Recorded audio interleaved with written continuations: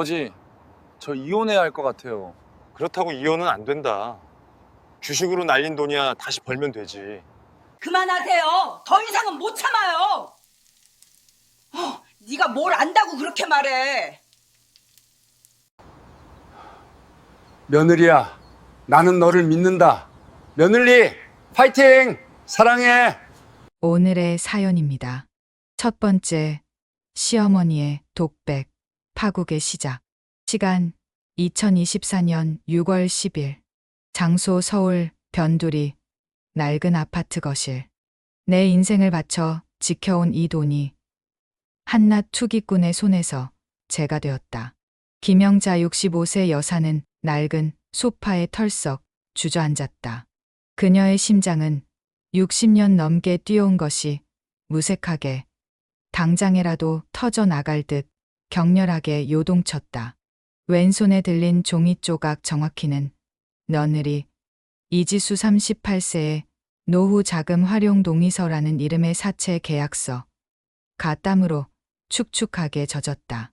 계약서에는 주식 투자 목적으로 시댁 노후 자금 2억 5천만 원을 인출함이라는 문구가 선명했다. 그리고 그 아래에는 처참한 수익률과 마이너스 잔고가 찍힌 온라인 증권 계좌 화면, 캡처 사진이 붙어 있었다. 2억 5천만 원. 영자 여사는 목소리가 나오지 않아 쉰 소리만 간신히 냈다. 그 돈은 남편 박만수 66세 씨가 정년 퇴직 후에도 경비 일을 하며 아침 6시부터 밤 10시까지 아파트 단지를 묵묵히 쓸어 모은 그들의 삶의 마지막 보루였다. 아들 민준 40세에게도 딸에게도 손 벌리지 않고 아플 때 병원비 걱정 없이 살기 위한 최소한의 안전장치였다. 영자 여사의 눈앞에 만수 씨의 굵은 땀방울이 아른거렸다.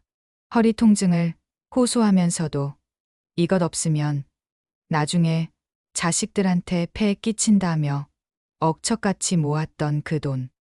며느리 지수 씨는 영자 여사에게 전세 계약 때문에 잠깐 필요하다고 불러대며 인감 도장까지 받아갔었다. 그때에 순진했던 자신에게 주먹이라도 날리고 싶었다. 영자 여사는 소파에서 벌떡 일어나 집 안을 미친 듯이 서성였다. 그녀의 발걸음 소리가 낡은 마루 바닥에 메아리 쳤다. 이 도둑 X, EX이 우리를 길바닥에 나앉으라는 거니? 나를 죽이려는구나. 그녀는 부들부들 떨리는 손으로 남편 만수 씨가 있는 작은 방 문을 두드렸다.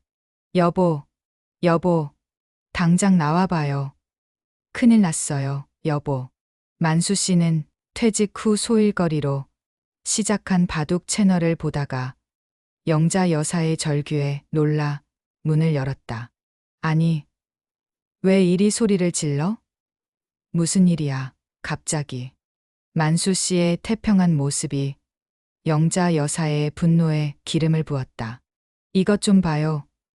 당신 며느리가, 당신 아들이 결혼시킨 그 잘난 며느리가 우리 돈을 홀라당 다 날려 먹었어요. 영자 여사는 만수 씨의 얼굴에 종이 조각을 들이밀었다. 만수 씨는 안경을 고쳐 쓰고 내용을 읽어 내려갔다. 계약서와 잔고, 확인서를 번갈아 보던 그의 얼굴에서 핏기가 싹 가셨다. 그 역시 온몸에 피가 역류하는 듯한 충격에 휩싸였다. 2억 5천만 원. 25년 동안 피땀 흘려 모은 노후 자금. 이게 대체 무슨 소리야? 지수가 이랬다고? 만수 씨는 충격으로 다리가 풀려 비틀거렸다. 그의 눈빛은 순식간에 절망과 공포로 가득 찼다. 그는 곧장 아들에게 전화하려 했지만 영자 여사가 그의 손목을 낚아챘다. 전화하지 마요. 당장 며느리 불러서 이 지옥 같은 상황을 눈으로 보게 해야지. 이 돈 어떻게 갚을 건지 내가 직접 들어야겠어. 영자 여사의 목소리는 이미 이성을 잃고 짐승처럼 날카로웠다. 그녀의 눈에서는 뜨거운 눈물이 솟구쳤지만 그것은 슬픔의 눈물이 아닌 분노와 절망이 뒤섞인 피눈물이었다. 그들의 평화로웠던 노후는 그 순간 며느리의 주식 실패라는 거대한 파도에 휩쓸려 완전히 난파되고 말았다. 두 번째, 격앙된 다툼, 찢겨진 믿음. 시간 2024년 6월 10일 저녁 8시. 장소 서울 변두리 낡은 아파트 거실. 저녁 8시 며느리 이지수 씨가 시아버지 만수 씨의 호출을 받고 잔뜩 긴장한 얼굴로 시댁 현관에 들어섰다. 그녀는 시어머니 영자 여사의 눈빛을 보자마자 모든 것을 직감했다. 그 눈빛은 단순한 분노가 아니라 한 인간의 영혼까지 꿰뚫어 보는 듯한 무시무시한 증오였다. 어머니, 아버님, 무슨 일로 갑자기 저를 부르셨어요? 지수 씨는 목소리를 떨었다. 그녀는 손에 들고 온 과일 봉투를 내려놓지도 못한 채 굳어버렸다. 영자 여사는 소파에서 일어나 천천히 그리고 극도로 냉랭하게 며느리에게 다가갔다. 그녀의 얼굴에는 주름 사이사이에 고통과 경멸이 서려 있었다. 이지수, 너 나한테 전세금 때문에 돈이 필요하다고 했지? 내 입으로 그렇게 말했지. 지수 씨는 고개를 떨구었다. 네, 어머니. 영자 여사는 손에 쥔 계약서, 뭉치를 지수 씨의 얼굴 가까이에 대고 흔들었다. 종이가 내는 마찰음이 거실의 긴장감을 더욱 고조시켰다. 이게 전세금이냐? 이게 2억 5천만 원짜리 도박판이지. 내가 감히 우리 노후 자금을, 내 남편 피땀 흘린 돈을 이런 쓰레기 같은 종이 조각으로 만들었단 말이니. 영자 여사의 고함에 지수 씨는 몸을 움츠렸다. 그녀는 무릎을 꿇고 주저앉았다. 어머니, 죄송합니다. 제가 한순간 욕심에 눈이 멀어서 제가 정말 미쳤었나 봅니다. 용서해 주세요. 만수 씨는 아내의 격앙된 모습을 보며 이 사태를 수습해야 한다는 의무감에 나섰다. 여보, 진정해요. 일단 이야기를 들어봅시다. 지수야, 너 왜 그랬니? 왜 우리한테 거짓말을 했니? 만수 씨의 목소리는 분노보다는 깊은 실망과 무력감으로 가득했다. 그의 늙은 눈에서는 뜨거운 눈물이 뺨을 타고 흘러내렸다. 지수 씨는 시아버지의 눈물을 보자 더욱 참담해졌다. 아버님, 죄송합니다. 제가 전세금이 너무 올라서 저희 힘으로는 감당이 안 될 것 같아서 딱 30%만 불려서 원금은 돌려드리려 했습니다. 제가 이 돈을 잃을 줄은 정말 몰랐습니다. 제가 평생 갚겠습니다. 저를 믿어주세요. 믿어. 내가 우리한테 또 무슨 거짓말을 할지 내가 어떻게 믿어. 내가 평생 갚는다고. 너 지금 월급이 얼만데. 그 쥐꼬리만 한 월급으로 2억 5천을 언제 갚을 건데. 내가 우리를 완전히 거지로 만들었어. 영자 여사는 지수 씨의 어깨를 붙잡고 흔들었다. 그 몸짓은 마치 절규하는 사자 같았다. 만수 씨는 아내를 말리려 했다. 여보, 그만해요. 애한테 왜 이래? 당신은 가만히 있어요. 당신이 너무 모르니까. 이 집안이 이 꼴이 난 거라고. 이 사람아, 우리가 이 돈 때문에 길바닥에 나앉게 생겼어. 병원에 갈 돈도 없어졌다고. 영자 여사는 만수 씨에게까지 화살을 돌렸다. 노부부의 다툼은 며느리의 죄로 인해 부부 싸움으로 번졌다. 결국 영자 여사는 최후의 통첩을 날렸다. 이지수, 너 오늘부로 내 며느리 자격 없어. 당장 이 집에서 나가. 그리고 우리 아들한테 이혼하라고 해. 나는 너 같은 도둑엑스 내 가족으로 인정 못해. 내가 내 딸 데리고 나가서 평생 갚아. 지수 씨는 이혼이라는 말에 온몸에 피가 식는 것을 느꼈다. 그녀는 시어머니의 발목을 잡고 매달렸다. 어머니, 제발요. 이혼만은 하은이를 봐서라도. 하은이? 하은이가 내 딸이지. 왜 내 손녀니? 내가 내 부모 돈 훔쳐서 내 딸한테 잘해주려 했지. 당장 나가. 내 눈앞에서 사라져. 만수 씨는 며느리가 끌려나가는 모습을 막지 못하고 그저 흐느끼는 아내 옆에서 무력하게 서 있었다. 지수 씨는 쫓겨나듯 현관문을 나섰고 닫힌 문 앞에서 무릎을 꿇고 한참을 울었다. 그 밤 노부부의 집은 며느리에 대한 증오와 잃어버린 돈에 대한 절망으로 가득 찼고 아들, 부부의 가정은 찢겨진 믿음 속에서 파국의 서막을 맞이했다. 세 번째, 폭로된 진실, 아들의 절규. 시간 2024년 6월 11일 오전 10시. 장소 아들, 박민준 씨의 전셋집.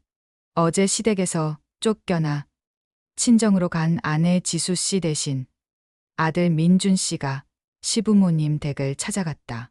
아내는 그에게 아무 말도 하지 않았지만 어머니 영자 씨의 눈빛에서 뭔가 심각한 일이 벌어졌음을 직감했다. 영자 씨는 아들에게 며느리의 투기 사실을 낱낱이 밝히며 울분을 토했다. 민준 씨는 아내의 배신에 충격받아 말 그대로 망연자실했다. 회사에 급히 휴가를 내고 집으로 돌아온 민준 씨는 아내의 짐을 챙기기 위해 친정에 가겠다는 어머니의 전화를 받았다. 민준 씨는 이 사태를 자신이 수습해야 한다는 의무감에 아내 지수 씨에게 전화를 걸어 당장 집에 와. 모든 걸 이야기해. 라고 싸늘하게 통보했다. 오후 지수 씨가 공포에 질린 얼굴로 집에 도착했다. 민준 씨는 이미 시어머니에게 들었던 모든 증거, 즉 계약서와 잔고, 내역을 식탁 위에 펼쳐놓았다. 이지수. 민준 씨는 아내의 이름을 불렀지만 그 목소리는 마치 낯선 타인을 대하는 것처럼 차갑게 떨렸다. 이게 다 뭐야? 어머니, 돈 2억 5천만 원 당신이 주식에 넣어서 전부 날려 먹었다는 게 사실이야? 지수 씨는 고개를 들지 못하고 바닥에 주저앉아 무릎을 꿇었다. 미안해, 민준 씨. 나 당신에게 말할 용기가 없었어. 내가 죄인이야. 나 죽을 죄를 지었어. 민준 씨는 아내의 사죄에도 불구하고 분노를 참을 수 없었다. 그는 식탁을 주먹으로 내리쳤다. 죽을 죄. 죽을 죄라고 쉽게 말하지 마. 그 돈이 어떤 돈인 줄 알아? 아버지의 땀이고 어머니의 생명줄이었어. 우리가 아파트 전세 계약 연장 때문에 5천만 원 때문에 벌벌 떨 때 당신은 그 돈으로 도박을 했어. 어떻게 나한테, 우리 부모님한테 이럴 수 있어. 그의 분노는 단순히 돈을 잃은 데 대한 것이 아니었다. 아내가 자신을 속였다는 배신감, 그리고 부모님의 노후를 자신이 지켜주지 못했다는 자책감, 이 모든 것이 뒤섞여 폭발했다. 나를 위해서, 하은이를 위해서 그랬다고? 웃기지 마. 우리가 지금 이 좁은 집에서 사는 게 부끄러웠니? 남들처럼 못 산다고 나를 무시했어? 내가 당신 남편인데. 왜 나랑 상의 한마디 없었어? 민준 씨는 소리쳤다. 그의 눈가는 벌겋게 충혈되었다. 지수 씨는 흐느끼며 말했다. 아니야. 당신 무시한 거 아니야.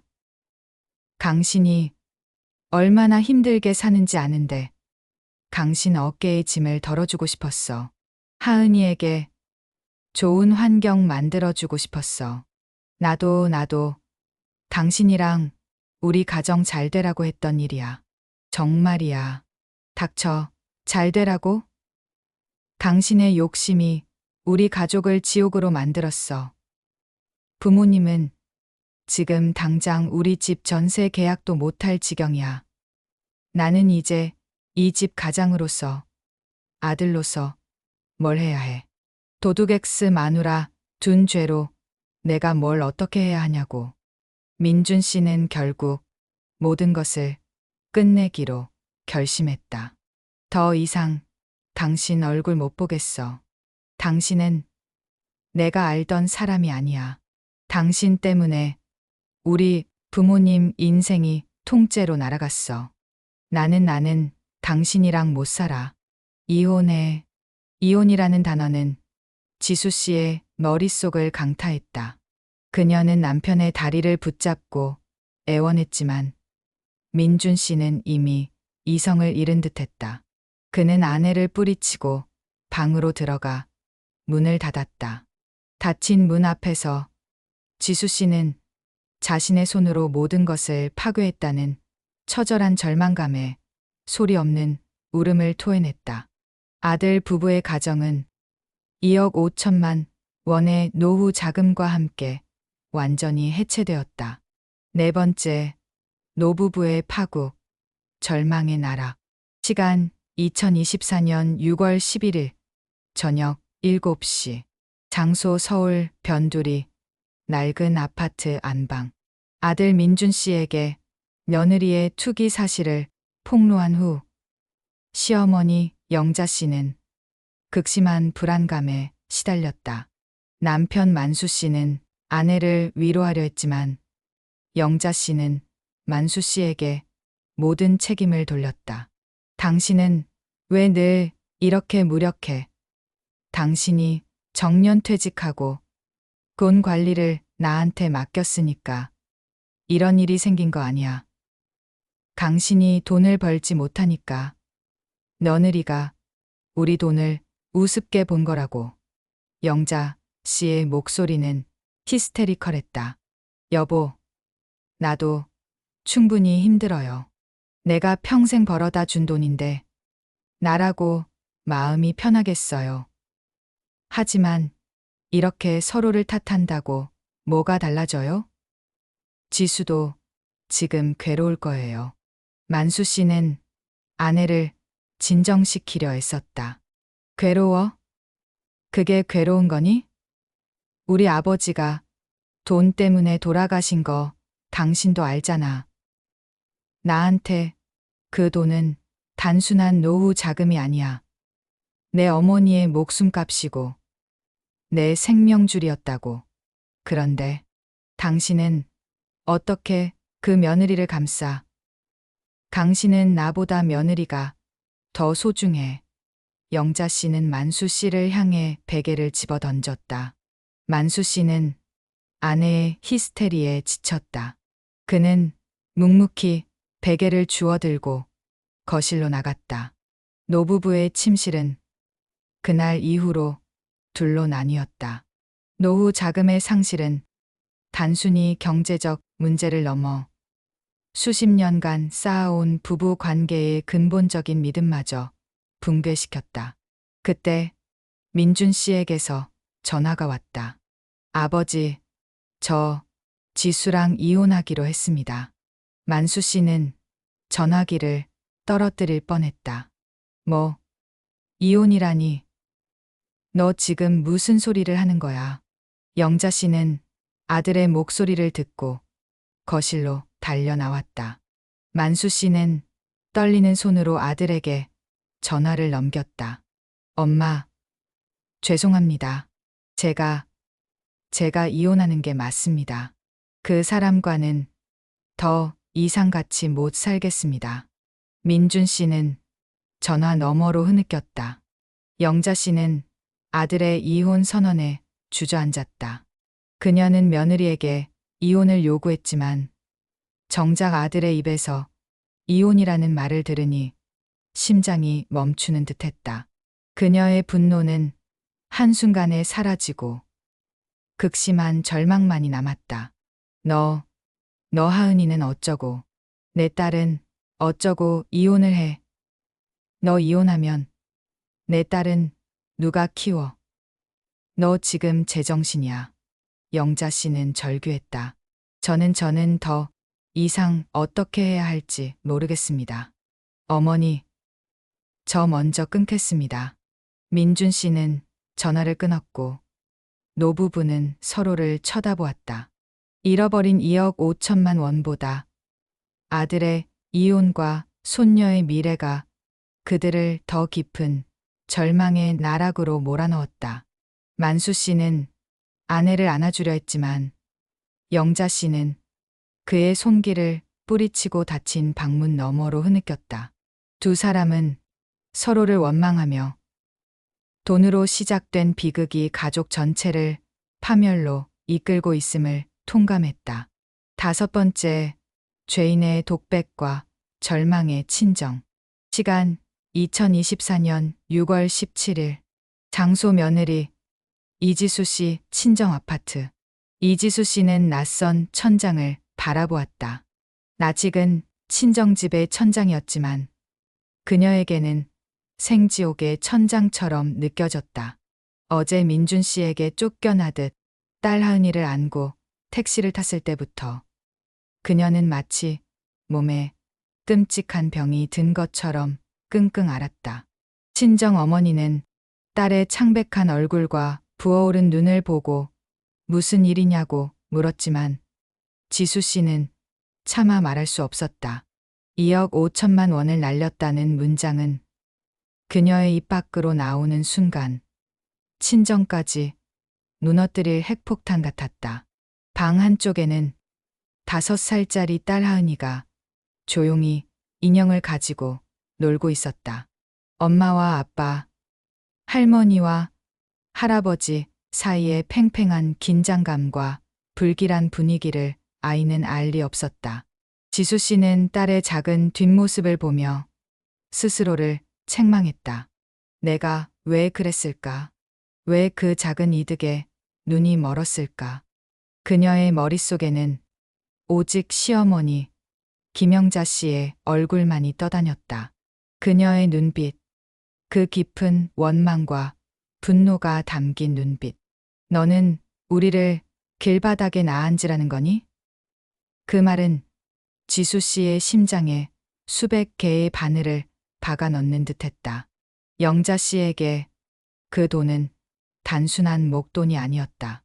남편 박만수 씨가 무거운 짐을 지고 새벽부터 밤까지 일해서 얻은 노동의 결정체. 두 사람이 아파도 병원비 걱정하지 않고 살 수 있는 최소한의 안전장치. 자식에게 짐이 되지 않기 위한 마지막 자존심이었다. 딱 30%만 불려서 전세금 올려줄 때 보태고 남은 돈은 원금 그대로 돌려드리자.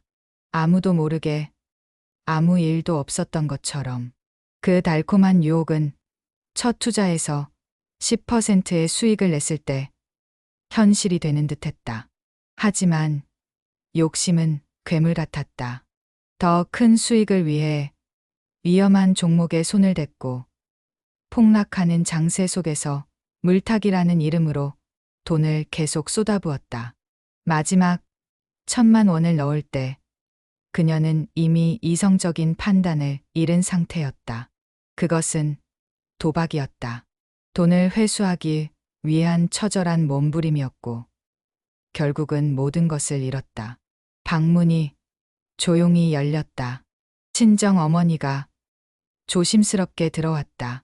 지수야, 너 어젯밤부터 아무것도 안 먹었어. 엄마가 전복죽 끓여놨다. 조금이라도 먹어. 어머니는 딸의 머리를 쓰다듬었다. 지수 씨는 어머니의 따뜻한 손길에 결국 참았던 울음을 터뜨렸다. 엄마, 나 어떡해. 나 큰일 났어. 나 이제 우리 시댁 못 봐.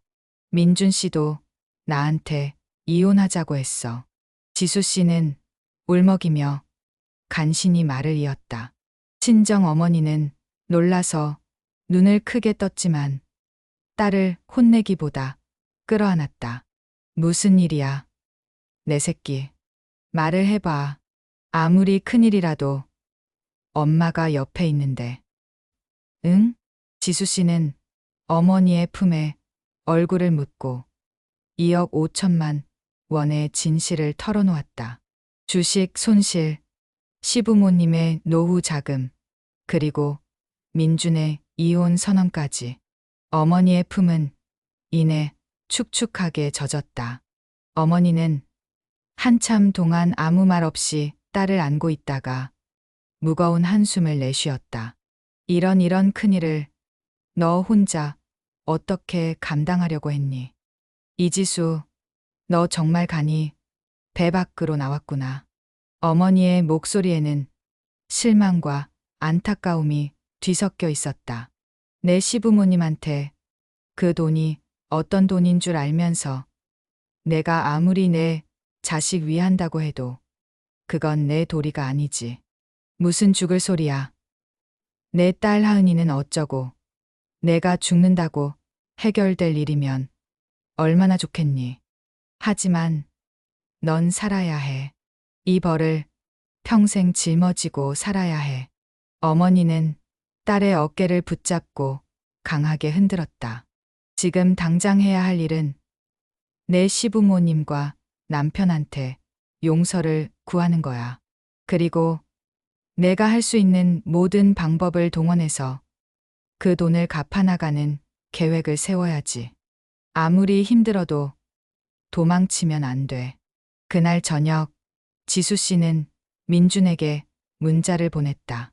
길고 긴 사과문이었다.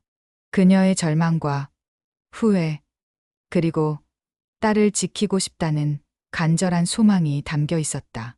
하지만 민준에게서 돌아온 답장은 없었다. 지수 씨는 자신의 처지가 죄를 짓고도 벌을 면치 못하는 벼랑 끝 죄인임을 다시금 절감했다. 6번째, 절망의 자식, 고통의 연대. 시간 2024년 6월 18일. 장소 아들 박민준 씨의 회사 근처 저축은행 및 서울 변두리 낡은 아파트. 아들 민준 씨는 밤새도록 잠을 이루지 못했다. 아내 지수 씨에게 이혼을 선언했지만 그의 마음은 찢어질 듯 아팠다. 부모님의 노후 자금, 아내의 배신, 그리고 당장 보름 뒤에 닥칠 전세 계약 만료일. 그는 이 모든 것을 감당해야 하는 가장이었다. 아침 일찍 민주는 휴가를 내고 은행과 저축은행을 전전했다. 2억 4천만 원의 돈을 당장 마련하는 것은 불가능했다. 전세 보증금은 3억 원으로 올랐고 부족한 돈은 5천만 원. 여기에 부모님께 최소한의 성이라도 보이기 위해 1억 원을 추가로 마련해야 했다. 그는 직장인 신용대출 한도를 모두 끌었었고 결국 높은 이자를 감수하고 저축은행에서 추가 대출을 받아야 했다. 그의 이마에는 식은땀이 흘렀고 계약서에 도장을 찍는 그의 손은 종이 위에서 떨렸다. 고객님, 이자 부담이 크실 텐데.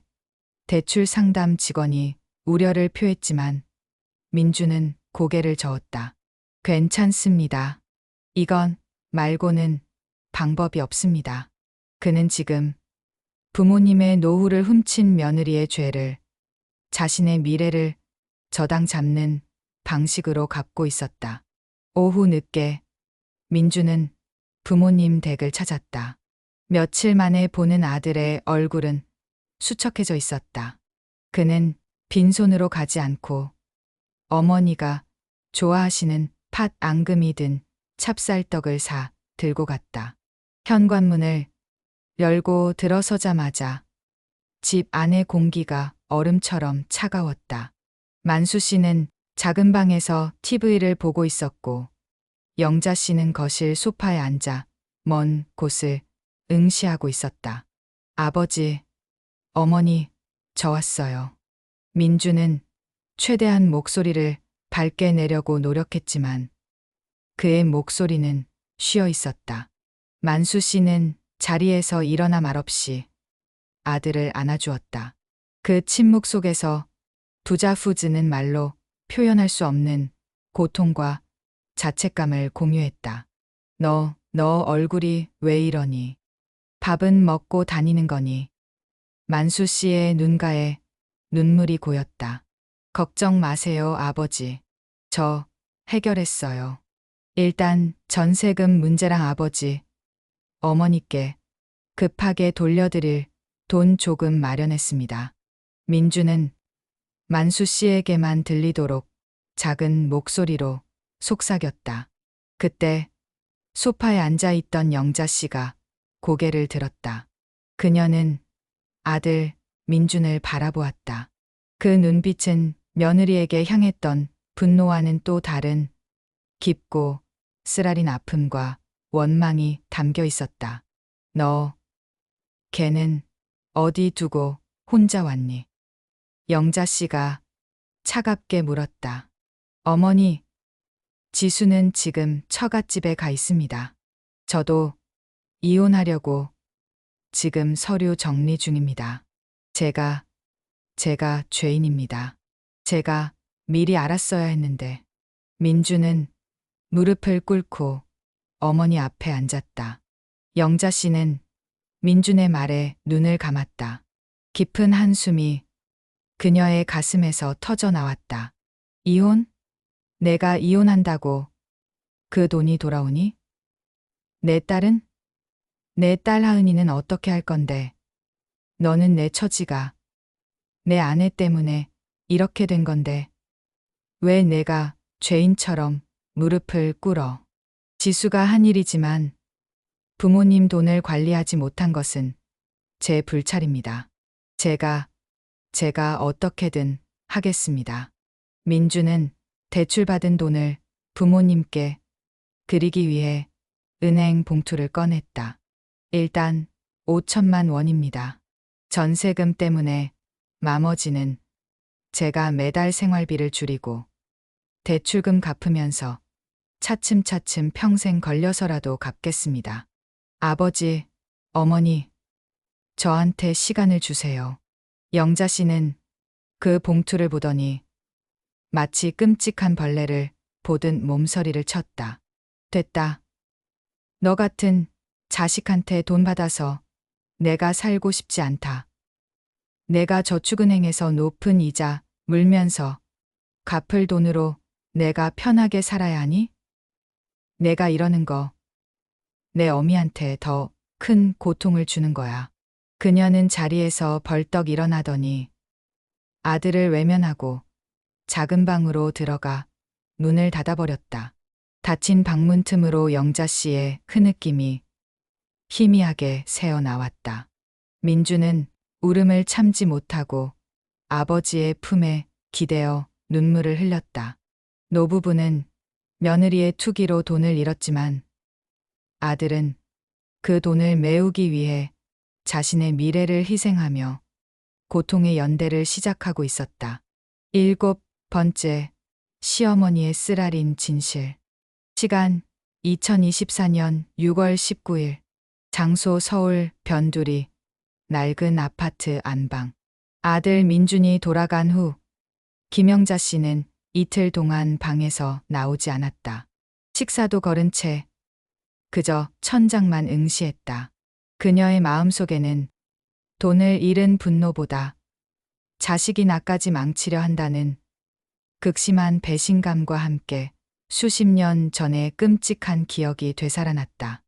영자 씨의 나이 23, 그녀의 아버지는 연이어 사업에 실패했고 결국 사채에 손을 댔다.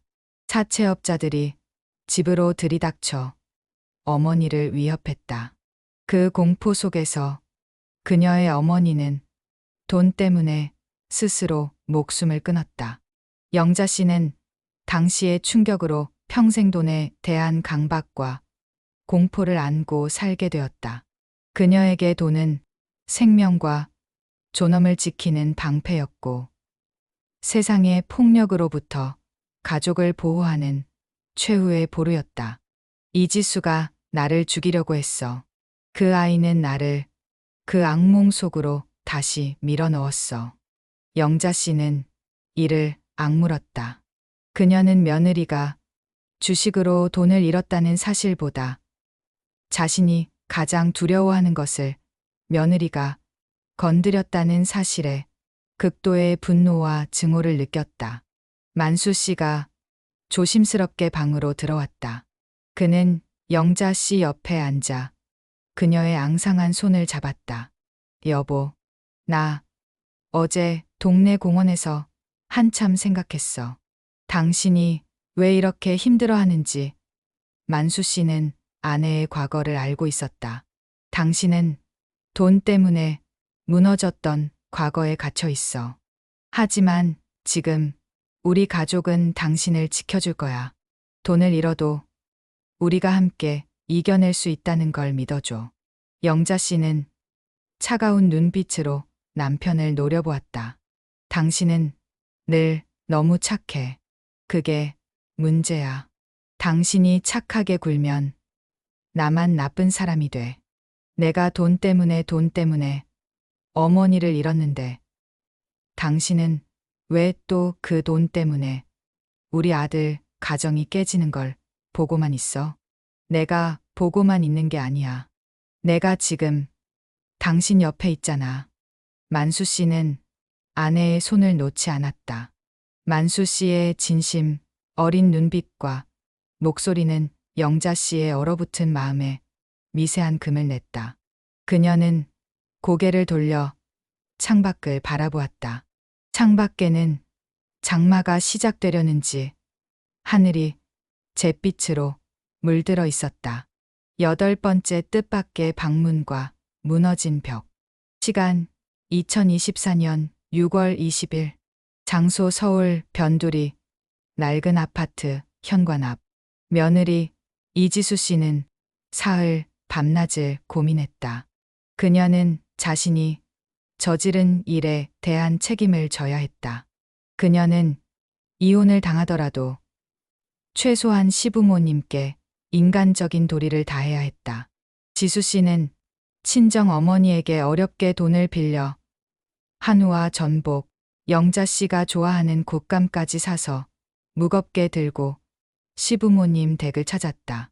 그녀는 딸 하은이에게 예쁜 새 옷을 입히고 자신의 옷도 최대한 단정하게 갖춰 입었다. 현관문 앞에 섰을 때 지수 씨의 심장은 폭발 직전의 시한폭탄처럼 요동쳤다. 그녀는 겨우 힘을 내 초인종을 눌렀다. 띵동. 만수 씨가 문을 열었다. 그는 며느리와 손녀를 보고 놀란 듯 눈이 커졌다. 아이고, 지수야, 너, 내가 여긴 어떻게 왔니? 지수 씨는 현관에 서서 깊숙이 허리를 숙여 인사했다. 그녀는 두 손으로 딸 하은이를 만수 씨 쪽으로 밀었다. 아버님, 죄송합니다. 제가 하은이, 할아버지, 할머니 보고 싶다고 해서. 하은이는 할아버지를 보자마자 달려가 다리에 매달렸다. 할아버지, 만수 씨는 손녀의 작은 몸짓에 순간 무장해제되었다. 그는 굳었던 표정을 풀고 하은이를 안아 올렸다. 오냐, 우리 강아지. 할아버지가 보고 싶었구나. 만수 씨의 눈가에 눈물이 맺혔다. 그때 거실 안쪽에서 영자 씨의 목소리가 들렸다. 누구야? 문 닫아. 박만수. 지수 씨는 현관 앞에 무릎을 꿇고 앉았다. 아닙니다, 아버님. 저 오늘 그냥 가지 않겠습니다. 제가 어머니께 진심으로 사죄드리고 싶습니다. 제가 잘못했습니다. 저에게 어떤 벌을 내리셔도 달게 받겠습니다. 영자 씨가 작은 방 문을 열고 나왔다. 그녀는 며느리가 현관 타일 위에 무릎 꿇고 앉아 있는 모습을 보았다. 그 옆에는 만수 씨 품에 안겨 고개를 갸웃거리는 손녀가 있었다. 영자 씨의 얼굴은 증오로 일그러졌다. 내가 감히 이 집에 다시 발을 들여. 뻔뻔하게 당장 일어나. 내 집에서 나가. 영자 씨는 격분하여 며느리에게 다가갔다. 지수 씨는 고개를 숙인 채 준비해 온 사과문이 담긴 봉투를 바닥에 내려놓았다. 그녀는 떨리는 목소리로 말했다. 어머니, 제가 주식으로 날려먹은 돈, 제 월급 전부와 친정 어머니께 빌린 돈까지 합쳐서 제가 매달 200만 원씩 갚겠습니다. 10년이 걸려도 20년이 걸려도 제가 평생 갚아나가겠습니다. 부디 저한테 갚을 기회를 주세요. 저희 가정을, 저희 하은이에게서 아빠를 뺏지 말아주세요. 영자 씨는 며느리의 꿇어앉은 모습과 남편의 애원 섞인 눈빛, 그리고 해맑게 자신을 바라보는 손녀 하은이의 눈빛을 번갈아 보았다. 그녀는 며느리에게 눈길조차 주지 않은 채 차갑게 말했다. 봉투 들고 내 딸 데리고 당장 나가. 내가 갚는다는 돈 나는 한 푼도 안 받을 거야. 그 돈은 내가 내 딸 키우는 데 써. 그리고 이 집 현관 앞에 다시는 발 들이지 마. 단, 내 딸은 보고 싶을 때 언제든 와도 돼. 내 죄는 너의 죄고 내 딸은 내 손녀니까. 그 말은 용서가 아니었다. 그것은 평생의 속죄를 요구하는 잔인한 통보였다. 만수 씨는 영자 씨를 조용히 부축하여 방으로 들여보냈다. 그리고 며느리의 어깨를 두드리며 말했다. 가거라. 내 엄마 마음이 조금이라도 움직인 거야. 내가 앞으로 어떻게 하는지 내 엄마는 지켜볼 거다. 9번째, 며느리의 진심과 시간의 무게. 시간 2024년 7월 5일. 장소 며느리 이지수 씨 친정집 및 시부모님 집 근처 시장. 며느리 이지수 씨가 시부모님 댁을 방문한 지 보름이 지났다. 그녀는 민준 씨와의 이혼만은 막기 위해 자신의 속죄가 말이 아닌 행동으로 증명되어야 한다는 것을 깨달았다. 지수 씨는 낮에는 본업인 회사에 다니고 저녁에는 인근 대형 마트의 야간 포장 아르바이트를 시작했다. 그녀는 피곤할 틈 없이 일에 매달렸다. 그것만이 죄책감에서 벗어나는 유일한 길이었다. 그녀는 매일 야간 아르바이트로 번 돈을 따로 모아 속죄 통장을 만들었다. 한편 아들 민준 씨는 여전히 본가에 머물며 출퇴근했다. 하지만 매일 어머니 영자 씨에게 아내의 상황을 전했다. 어머니, 지수가 마트에서 야간 아르바이트를 시작했답니다. 몸이 축날까 걱정입니다. 어머니, 지수가 오늘부터 생활비를 절약하려고 점심 도시락을 싸 다닌답니다. 영자 씨의 유일한 낙은 손녀 하은이었다. 만수 씨는 영자 씨 몰래 지수 씨와 연락하여 주 3회 손녀를 데리고 오게 했다. 하은이가 오는 날이면 집 안은 잠시나마 잿빛 분위기를 벗고 생기를 되찾았다. 어느 날 영자 씨는 만수 씨에게 용돈을 달라며 시장에 나섰다. 그녀는 평소처럼 단골 반찬 가게 앞에서 발길을 멈췄다. 그때 땀에 젖은 채 리어카를 밀고 폐지 박스를 싣는 한 여인을 보았다. 지저분한 작업복, 모자 아래로 삐져나온 헝클어진 머리카락. 그 모습은 왠지 모르게 낯익었다. 영자 씨가 가던 길을 멈추고 멍하니 그 여인을 바라보는데 그 여인이 박스를 정리하다가 고개를 들었다. 마스크 아래로 보인 얼굴은 바로 이지수 씨였다. 지수야? 영자 씨는 자신도 모르게 나직이 불렀다. 지수 씨는 시어머니를 보자마자 화들짝 놀라 마스크를 고쳐 썼다. 얼굴에는 당혹감과 죄송함이 뒤섞여 있었다. 어머니, 여긴 무슨 일로? 너 지금 뭐 하는 거니? 너 야간에 마트 아르바이트 한다며. 왜 이 시간에 이런 일을 하고 있는 거야? 영자 씨는 심장이 쿵 내려앉는 듯 했다. 저 폐지 줍는 건 아니고요. 아파트 재활용장에 버려진 박스들 모아서 팔면 시급보다 조금 더 벌 수 있어서요. 아침에 잠깐 하고 가는 길이었습니다. 어머니, 죄송합니다. 지수 씨는 고개를 숙였다.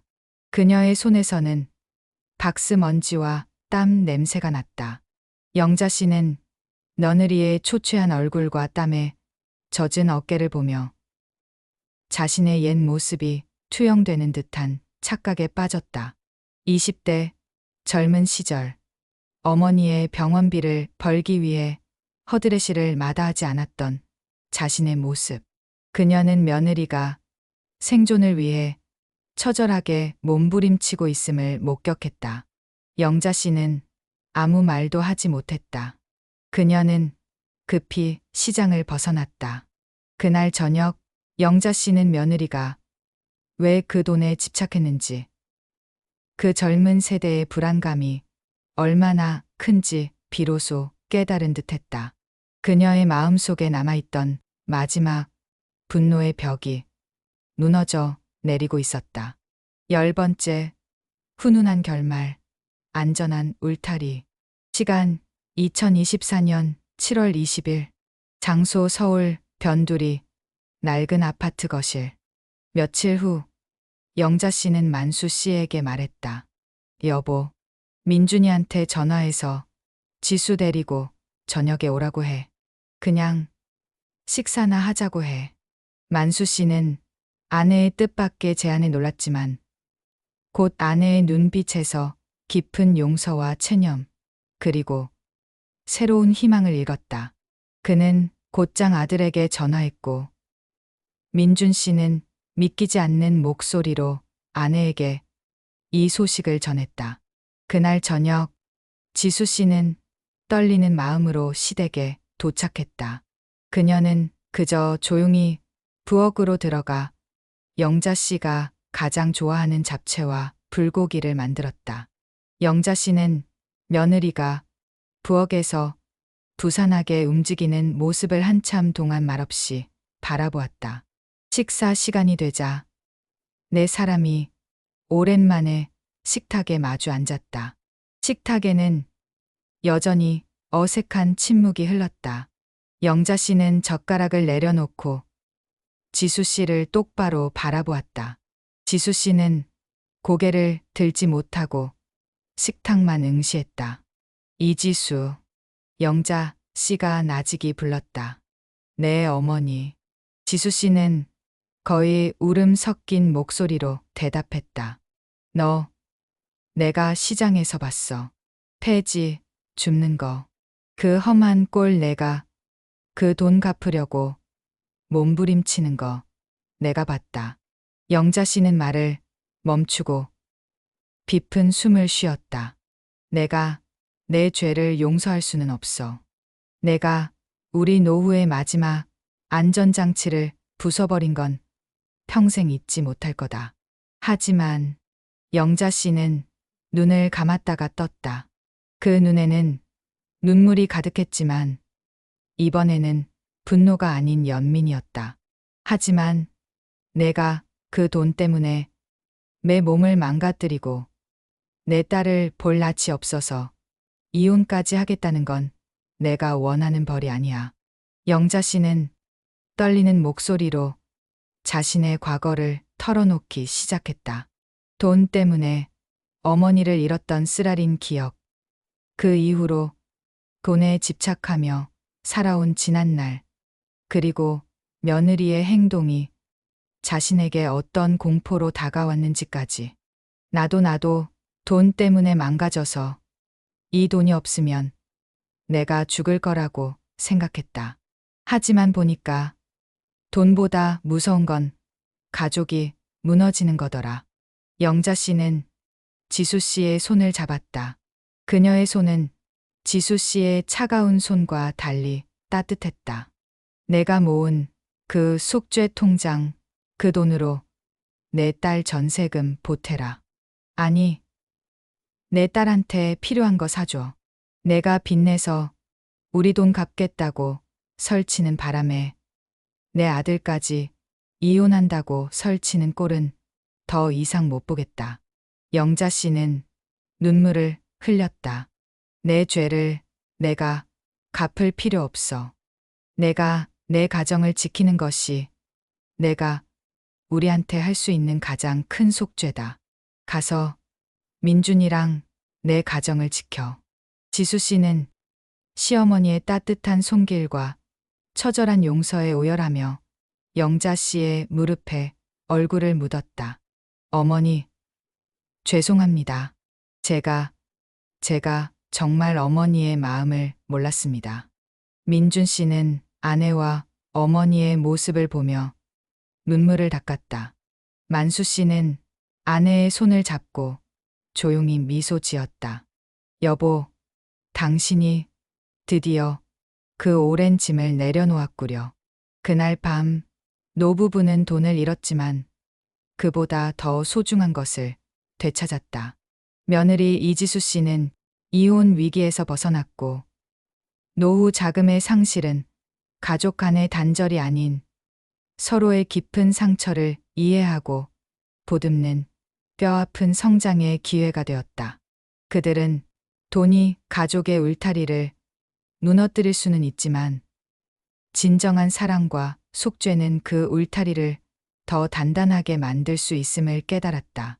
다음 날 아침, 민준 씨는 짐을 풀고 지수 씨, 하은이와 함께 집으로 돌아갔다. 영자 씨는 현관문 앞에서 손녀의 작은 손을 꼭 잡았다 놓으며 잿빛 하늘 대신 맑게 갠 여름 하늘을 올려다보았다.